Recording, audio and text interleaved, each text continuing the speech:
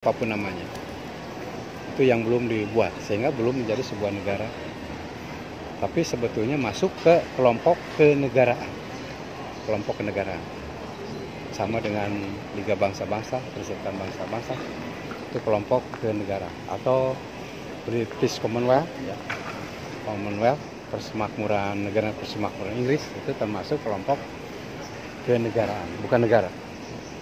Kalau negara kan sangat ketat, ada syarat formal, syarat primer atau konstitutif, ada syarat deklaratif. Syarat primernya harus wilayahnya pasti, penduduknya pasti, jumlah dan wilayah itu batas-batasnya pasti. Kemudian pemerintahannya pasti. Alhamdulillah Indonesia pada saat kita proklamasi 3 unsur pokok negara ada. Wilayah pasti. Wilayah kita adalah warisan dari Kerajaan Sriwijaya dan Majapahit. Kemudian pernah dijajah Belanda sekian ratus tahun. Kemudian Jepang 3,5 abad. Nah, kita melanjutkan warisan dari nenek moyang kita. Yang terakhir adalah dari pemerintah pendudukan Balestara Jepang.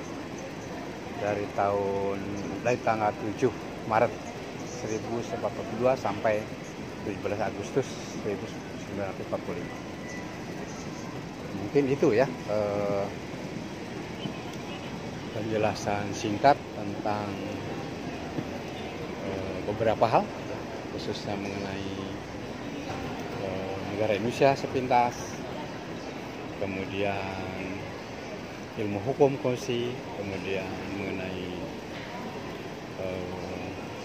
prinsip Pancasila, harmoni Korea Selatan. Tentu saja teman-teman banyak yang sudah tahu Republik Korea Selatan yang maju pesat, bahkan dianggap negara yang paling kreatif saat ini. Tentu banyak studi yang dilakukan oleh berbagai negara pada negara ini. Tapi ya negara lain juga punya keunggulan masing-masing.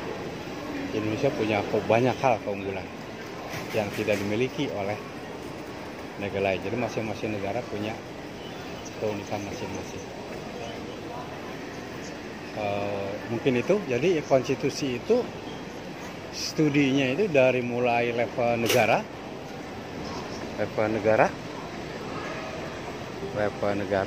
sampai level perilaku individu.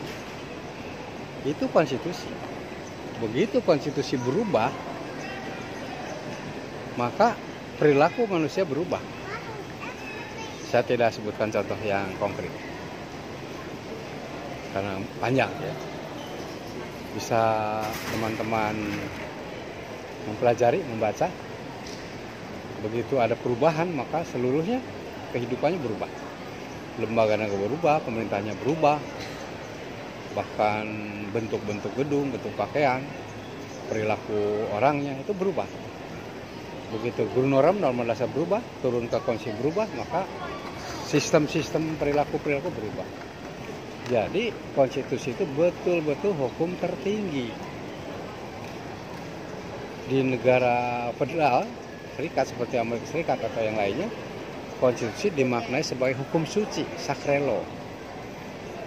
Tidak boleh disinggung-singgung ya, atau didiskreditkan, karena harus dilaksanakan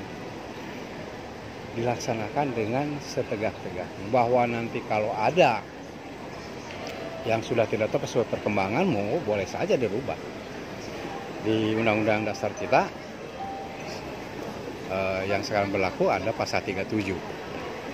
Ada jalan, tapi tidak untuk didiskreditkan, direndah-rendahkan, dikurangi wibawanya.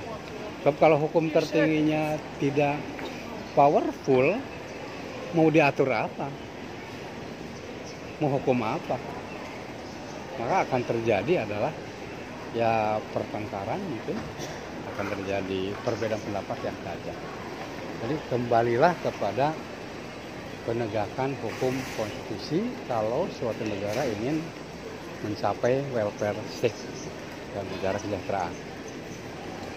Mungkin itu sepintas masih banyak yang saya ingin sampaikan sebetulnya. Karena waktunya terbatas, saya cukupkan sekian. Saya menuju ke gate saya, gate 24. Ada kumpul di sana untuk nanti pukul 14 jam setempat saya bertolak ke Inggris Raya, Britania Raya. Sekian, makasih.